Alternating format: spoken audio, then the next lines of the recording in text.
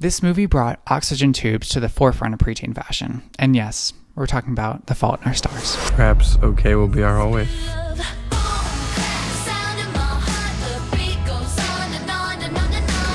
This movie brought the fear of mortality to many 13-year-olds across the nation, and it also created a whole other subgenre of human beings who spoke like they were in Hamlet. Like, what the fuck were we doing? Like, what business does a teenager have saying, "What a slut time is, she screws everybody"? What? John Green, what? Like, Loki, that does kind of hit, but like, imagine a 13-year-old saying that to you and then going back and reading Super Hulk fan fiction right in front of you. That is a beast that you have created, John Green, and you will be answering for those crimes. Now I'm panicking. Don't panic. No, I am, because I'm gonna lose my job. Well, Loki kind of did answer for those crimes, especially in the Tumblr era of it all, which is something that we will be covering in this YouTube video, because today, what we will be covering is the Fault in Our Stars movie. Obviously, we'll be doing a recap of that lovely, lovely movie, which I had never watched before, and then we'll be doing a lovely look into John Green's history as an author and the time period around The Fault in Our Stars, because what you Tumblr people did to him, you tarred and feathered that young man and threw him around the streets of Tumblr City. Now on to the recap. So the movie opens up with a mother to have mothered so hard that she was granted grandmother status, Laura Dern. I will not be rich. Actually telling her divergent daughter Hazel Grace that she's a little bit depressed and that she needs to get that fixed. They go to the doctor and the doctor's like, well, girl, you might be depressed, so let's up that little Zozo prescription. And on top of that, you got cancer. So let's bring you to cancer group therapy and hopefully that'll do something for you. Maybe it might even get you friends. That's enough. Anyways, Hazel eventually gets to go to this group meeting, and it is being led by a young man named Patrick who is super, super Christian, and he has one ball. The elders are castrating themselves in front of the Lord. Also, cut to Nat Wolff looking so 2012 coded, it's kind of a little bit insane, a little bit jarring. And while at this meeting, Hazel eventually reveals that she actually has thyroid and lung cancer, so things aren't looking great. And after that really sad reveal from Hazel, Patrick decides, you know what? I'm going to play my guitar. Yeah, I'm going to be that white guy at a party, and I'm going to play my guitar because you know what you guys need? You need a song. You'll see what he's got. 9/11. Which is like, girl, read the room. The room spells cancer. Y'all, we leaving right now. The meeting eventually ends and Hazel Grace goes back home, and then we get to meet Hazel Grace's father. And let me tell you, I have never been the type for Lana Del Rey, but that man, ooh.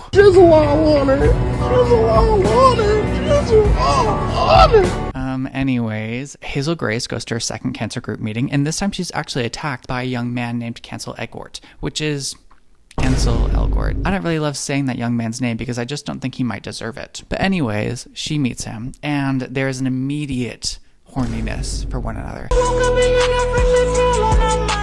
Ansel Elgort eventually stands up, and we find out that his name is Augustus Waters, and he lost his leg to cancer. And along with that, he also says, I also intend to live an extraordinary life, which is like major 16-year-old who just read Catcher in the Rye energy. Like, you can act normal. Everyone else around here is like really down to earth. Like, you don't need to act like a freak like that. And in response to this stupid quote, Hazel's like, you know what? I'll challenge you to a Tumblr quote off. Yes, here's my go. Oblivion's inevitable. And if that scares you, then I suggest you ignore it.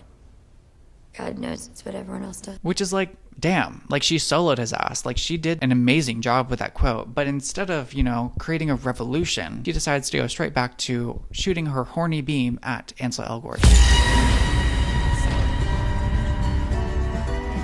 Which we're all like, okay, cool, Hazel, but like, why?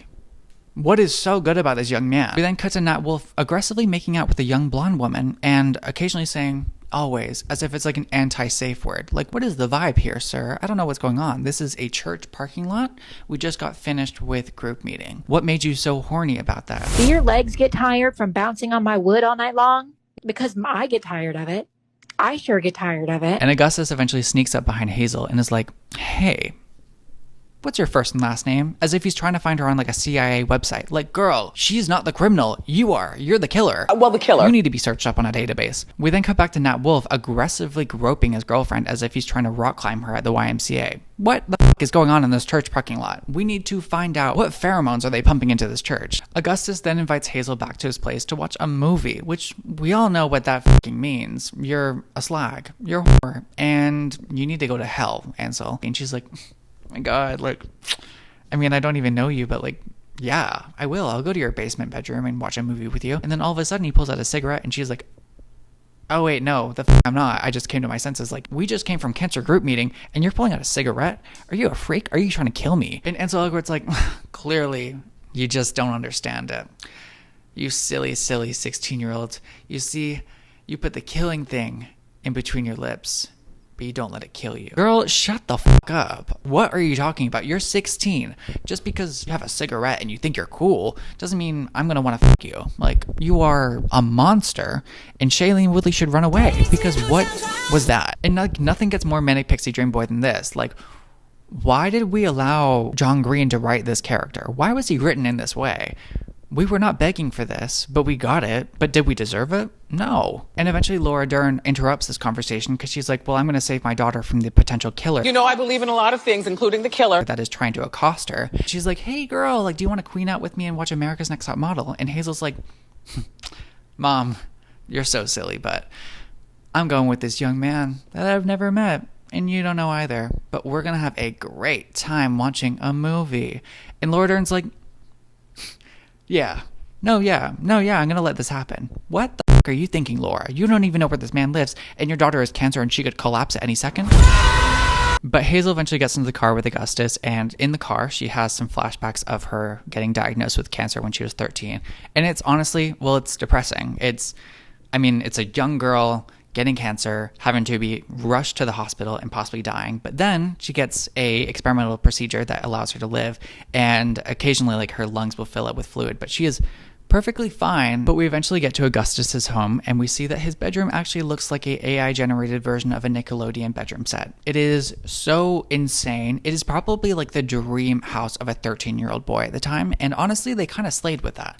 It's beautiful, and if I had the money for that, I would be paying for that room immediately. Give me it now. Give me the room. Give me the dollar. You said if I wanted $1. No, you're not getting $1. Anyways, while in the room, Hazel reveals that she's actually a really big fan of reading. Like, she's a super big bookworm, and that her favorite book is The Imperial Affliction, which is a book about cancer, and it's written by this weird Dutch author. And Augustus is like, no way, I love reading too. Like, I love this book called Counterinsurgents, and I want you to read that, and we can actually do a little bit of a book club, and I will read your stupid little book about cancer as long as you read my Star Wars fan fiction. Help me, Obi-Wan. You're my only hope.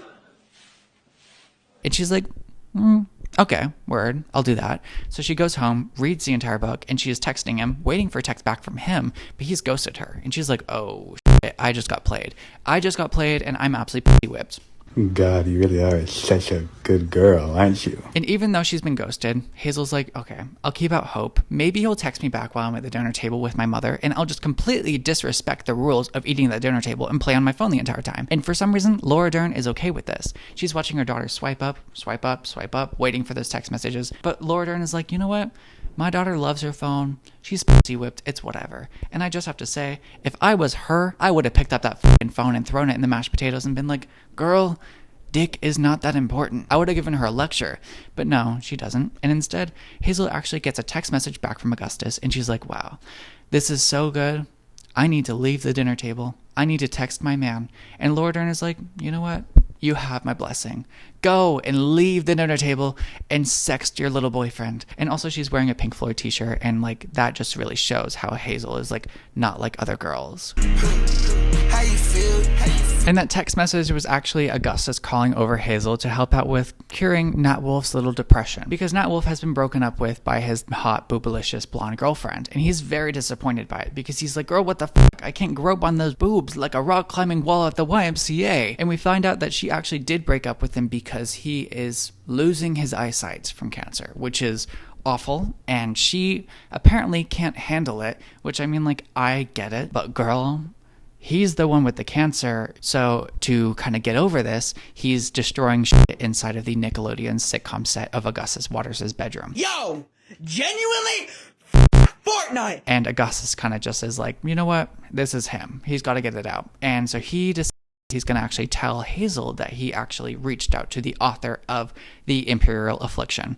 And he's like, yeah, so I'm going to try and get in contact with this author for you because I loved that book so much. And Hazel's like, wow, I've never had someone read a book because of me. This is beautiful.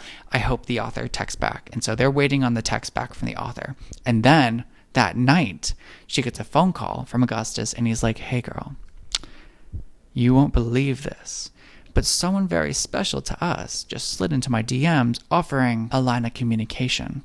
Yes, it is your favorite Dutch author, Peter van Houten. And she's freaking out. She's over the moon. She's like, I have never been texted back by another celebrity. This is crazy. This is beautiful. And when Augustus is getting ready to hang up the phone call, he does one diabolical little thing to Hazel. He's like, yeah, so that just happened. And yes, I understand this is 2012. This behavior was okay and acceptable, but just because it's acceptable doesn't mean it should be encouraged. We then get this montage of the girls queening out, you know, playing with their little cigarette, watching Buffy the Vampire Slayer, having a good time, getting a little bit too close for comfort. While this montage is playing, we get to hear Hazel Grace's little message back to Peter Van Houten, and she's telling it back to Augustus. And she's like, yeah, this book really helped me with understanding cancer and my feelings towards it and how I am going to change as a person with it. And it's really good. It's a really good message back to him.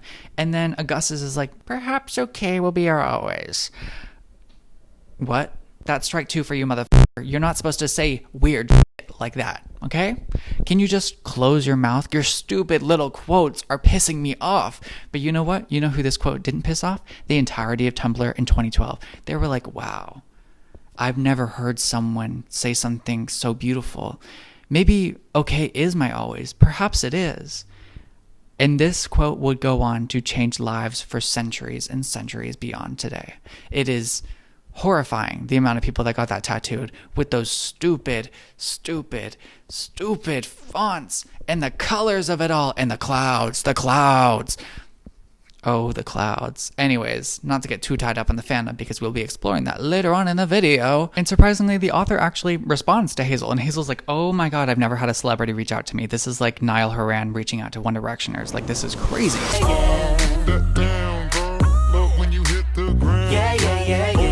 And in fact, in this message back to her, he actually invites Hazel over to meet him in Amsterdam. Like, that usually doesn't happen to little girls like her. And so she goes to Laura Dern and she's like, hey mom, can we go to Amsterdam? And Laura Dern's like, okay, so the crazy thing is that we're actually poor.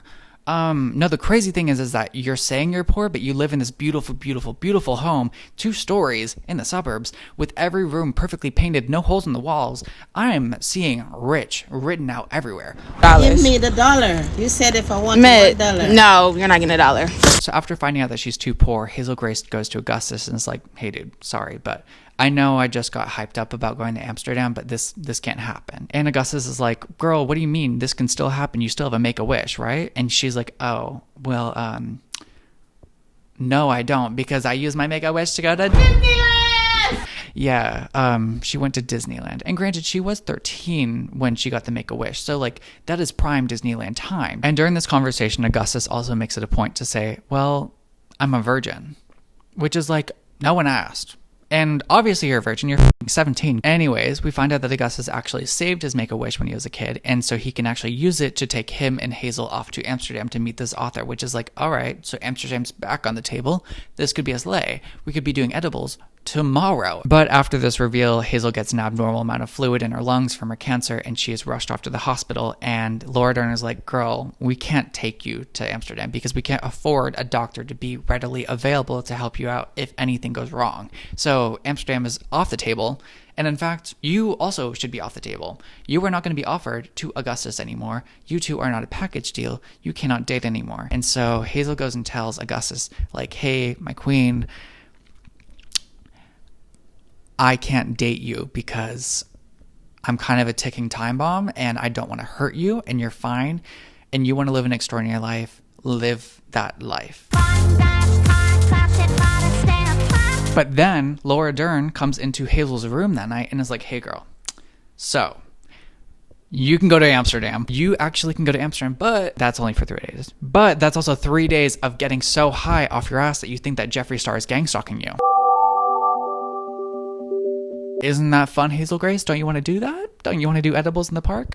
Yeah, you do. Yeah, you do. I know you're a freak. The Bluetooth device is connected successfully. Cut to the day of the flight, and I don't know if this gave anyone else a big ick, but we get to see Augustus actually driving over to the Hazel Grace home in a limousine with his arms out, angel style. I found that insanely gross, and they eventually get to the airplane, and they're kind of sitting down waiting for the plane to go off, and Augustus decides, you know what, I'm going to pull up my cigarette, because I know it's just a metaphor, but it's going to calm my nerves. And all of a sudden, the stewardess comes around and is like, hey, Diva, what's that? Hey, Diva, can you get that dusty tube out your mouth? Hey, Diva, actually, that's not allowed. And he's like, whoa, sorry, ma'am, but I don't think you understand. It's a metaphor. And Hazel's like, yeah, it's like a metaphor. Like, you put the killing thing between your mouth. And the stewardess is like, right. So metaphors aren't real. And that is real. Take it out or you can get off the plane. Your back there is not real. And you can sit on the... So they agree to do that. And then to calm his nerves, he decides to hold hands with Hazel. And everyone's like, oh my God. One more time. One more time. Come on. All right, I got you. The teenagers are back together, I guess, guys.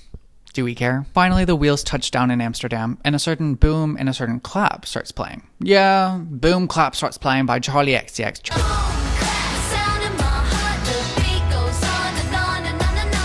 Charlie XCX is a part of the cinematic universe of The Fault in Our Stars. Thank you. That's the end of the review. Anyways, we cut to Laura and Hazel inside of the hotel room in Amsterdam, and they're getting ready for Hazel's little date with Augustus. And Laura pulls out the legendary blue dress.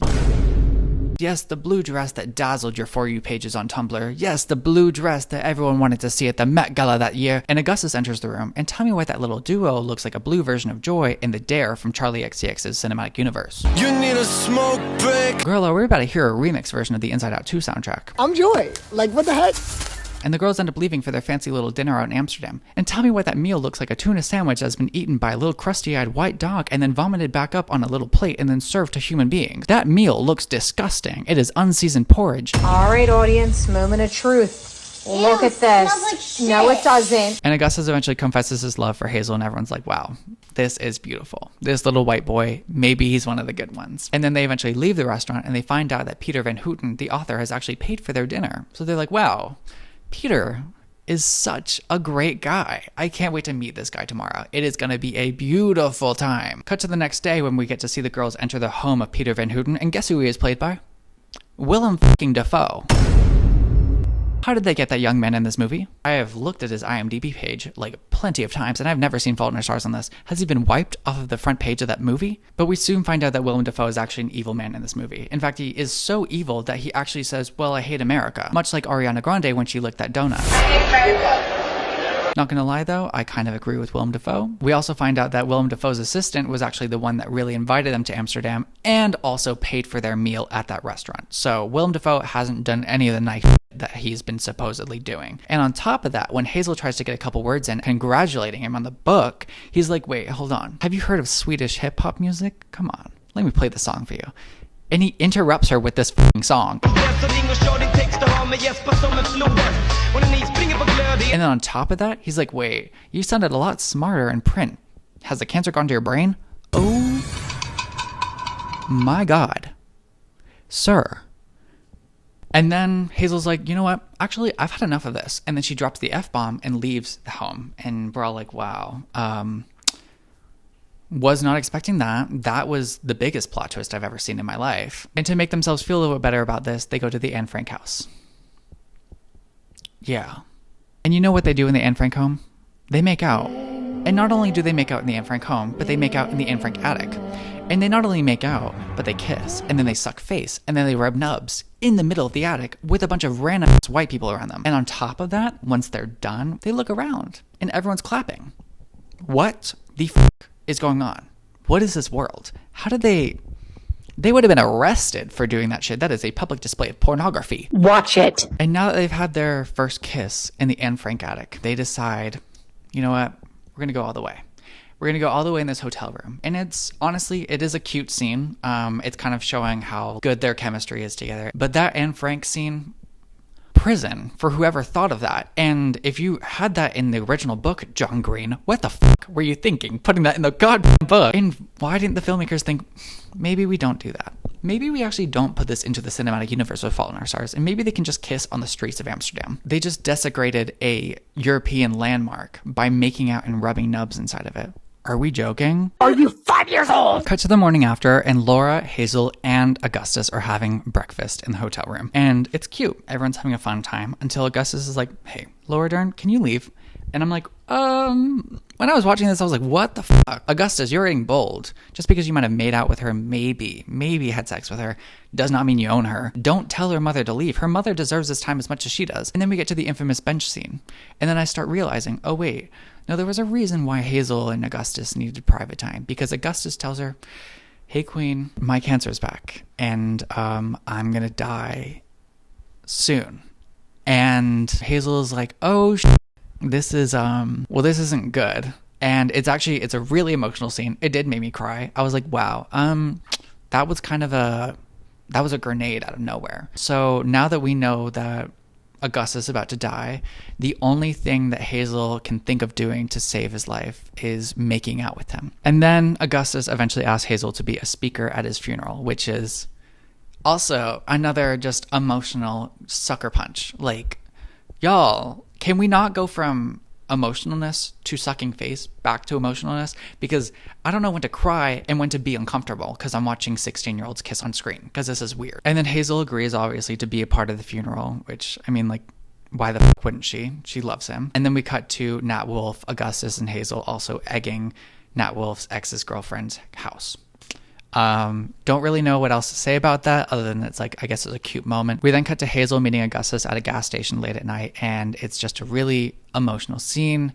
Augustus is dying, and I mean, he's just crying. It's sad. I can't. And Hazel eventually gets him to the hospital, and he is in a wheelchair from then on. He's just like emotionally broken. He's physically broken.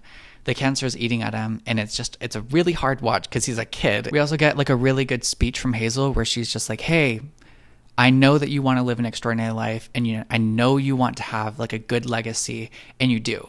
You might not feel like it because you're so young, but you've had a very, very big impact on me. Do not feel as though you're leaving this life with nothing. Augustus then calls Hazel over to the church so he can see what their eulogies are going to be like, and Nat Wolff has a really good one. Hazel also has a really good one. It's really sad. It's really well done. I have really nothing else to say about this movie other than it's just really sad for the end of this movie, so I don't know if you're going to get too many more jokes out of this. And then Augustus dies 8 days later in the ICU. So then we see Augustus's funeral, and obviously everyone's really sad there. Nat Wolff does his speech. Hazel goes up and does her speech, but she changes it from the one that she wrote for Augustus to one that caters more towards the people that are alive and were really close to him, honoring them. Willem Dafoe is also at the funeral, and then he, in fact, actually carjacks Hazel's car and then tries to demand to talk to her until she gets him to leave, and then he leaves a letter with her. And then she's talking with Nat Wolff later on, and Nat Wolff is like, hey, did you get that letter from Willem Dafoe? And she's like, no, I kind of just like left it in my room. And he's like, well, that was actually Augustus's eulogy for you. And he wanted Willem Dafoe to look over it so it would be really good. So I think you should read it. And she's like, oh, shit. And so she reads it. It's really good. And then the movie ends and she says, okay. Because okay will be our always. This was a really good movie. I really was expecting to laugh, haha, and not cry, but instead I did more crying than laughing, and I really tried to make this as funny as possible, but I don't really know if I did too good of a job towards the end of it. But acting is phenomenal. The script is actually really good. I like the progression of the story. I think it's well done, and the only thing I have against it is just the pretentious dialogue at certain points. But who the f gives a f? It's a fun movie. Go watch it if you haven't. And now we're going to be talking about John Green's beginning of his career and the kind of end of the internet history of Fault in Our Stars, because the shit that John Green was pulled through when he was making this book and published the book and made the movie, oh Lord. The internet is not a safe space for him. That man has been through it all.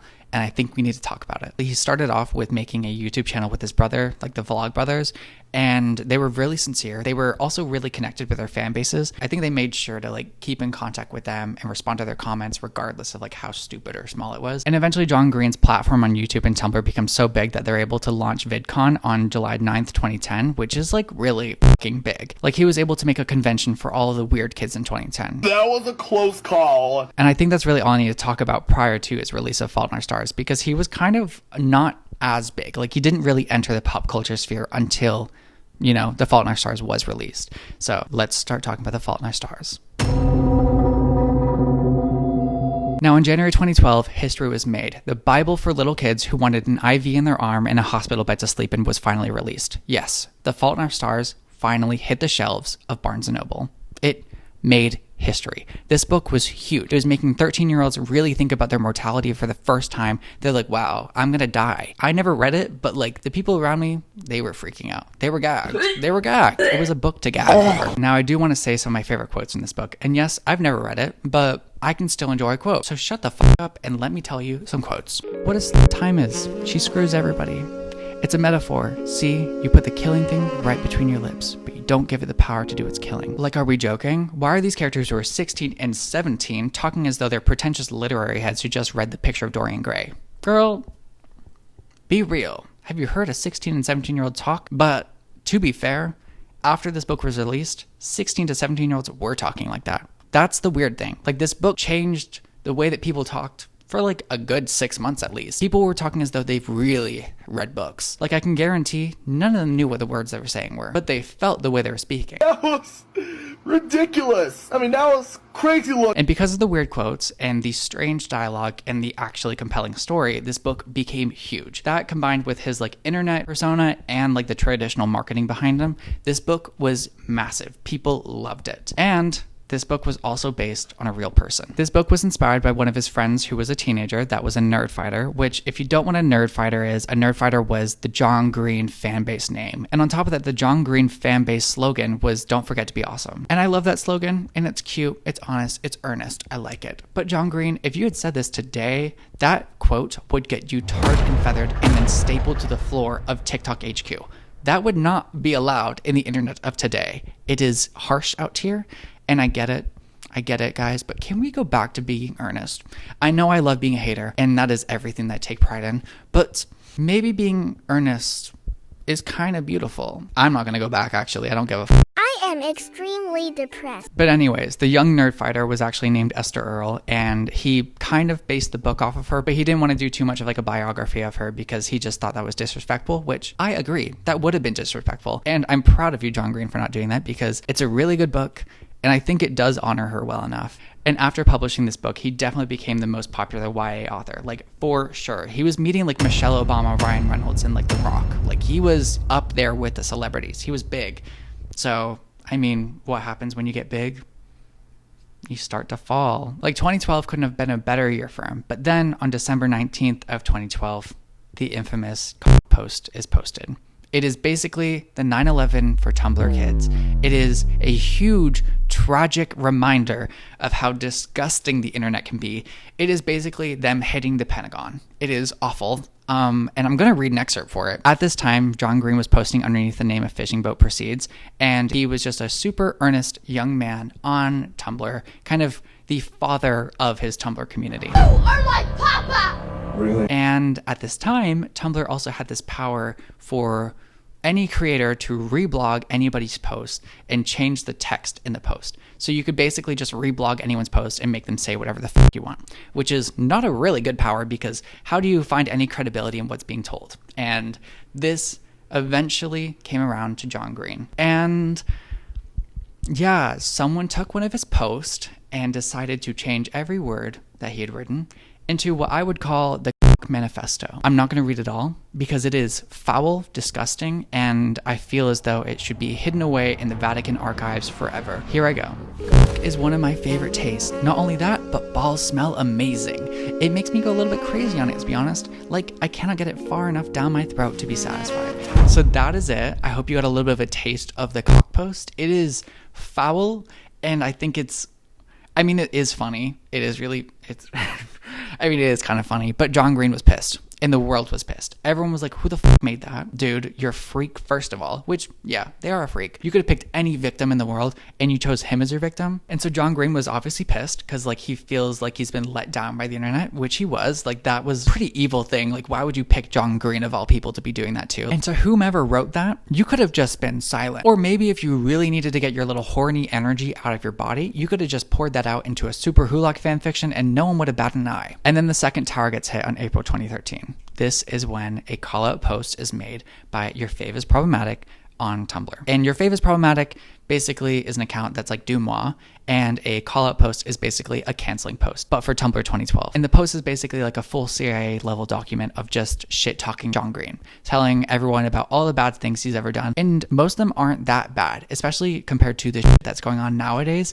I would say what he was canceled for wasn't really deserving. I didn't read all of it, so don't come at me if that's wrong. Yeah, he was in the trenches at this time. It was really bad for him. I feel horrible that he had to go through this, but the internet was learning how to be evil. Let's just say the devil made me do it.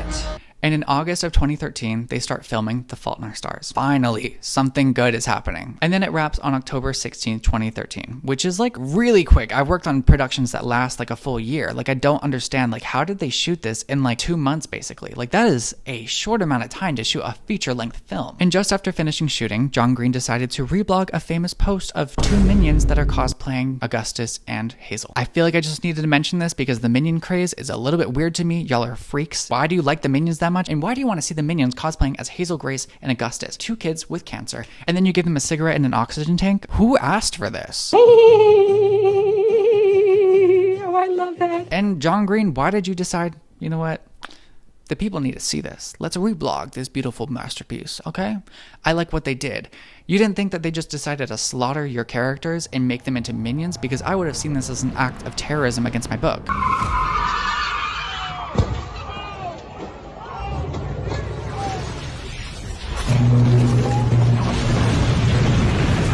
And then the trailer drops on January 19th, 2014. And that is a super quick turnaround. Once again, good on you, Fault in Our Stars team. You did a great job with this movie. And finally, on June 6, 2014, The Fault in Our Stars hits the silver screen. And 13-year-old girls across the nation are bringing their fake cigarettes and their fake IV bags and marching up to that little movie theater and deciding to actually think about their own mortality. A lot of people really like this movie. It was great. Honestly, I think it's one of the better adaptations of a book. This movie did so much for the world, but for me specifically, it did one thing. It brought Charlie XCX to the homes of every American person with Boom Clap. This track, it ruled the world for a while there. It was everywhere.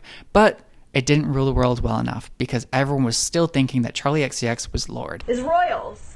Where did you get the inspiration for that? Royals came from, you know, just me looking at like how I'm from New Zealand. And that is a travesty because True Romance was a great album and Sucker was okay. But like, people knew the name, so just get over it and learn who the fuck Charlie XCX is. Not long after the movie's debut, though, the bench that they actually were sucking face on in Amsterdam was actually stolen. Yeah, it was fucking stolen. No one knows where it went. It's like a conservative white lady just decided she got embarrassed of her Rose toy and hid it away from humanity. I don't know what happened to that bench. No one knows. And there's only theories about it. Like, people are thinking the city took it away or that like a crazed fan just picked it up and walked away with it. Which, how the fuck are you supposed to be able to get away with a bench in the middle of Amsterdam? I also have to give a special shout out to the little diva who said Ansel Elgort kind of grew on me, just like the tumor did on him, which is offensive, evil, and diabolical, but like, you kind of ate with that tweet from 7 years ago. And now I know that this little last piece of information about John Green isn't really that important, but it really is important to me. John Green was actually accused of being the Zodiac Killer because they put his name on the Wikipedia for the Zodiac Killer, tagging him as the killer. And I feel like that's really interesting, and that is the last thing I'm going to be mentioning about The Fault in Our Stars in the history of John Green. I might do another video kind of similar to this where I'm kind of looking into the history of a movie while also doing a movie recap because I thought it was really fun. It was a lot of work, but I do think if I do another one, it has to be one with like really strong internet presence because if I have to look through a real ass text document of a book that's been scanned in and put into an online public library, I'm not going to read that shit. So make sure it's a movie that's made in at least 2010. I really enjoyed this movie. It kind of blew my expectations out of the water because I truly thought it was just going to be a comedy that was stupid and like a 2012 romance, but It was well done. I think the acting was great. I think you guys should watch it if you have the chance. Actually, no, not if you have the chance. You should watch it regardless. It's a good fucking movie. And if you have watched it, rewatch it. And if you don't want to rewatch it, girl, shut the fuck up and rewatch it. And John Green, I'm sorry. And thank you so much for watching. And have a good day. And I'll make another recap soon. I asked Santa for Christmas, peace on the world. Who gives a f*** about Christmas?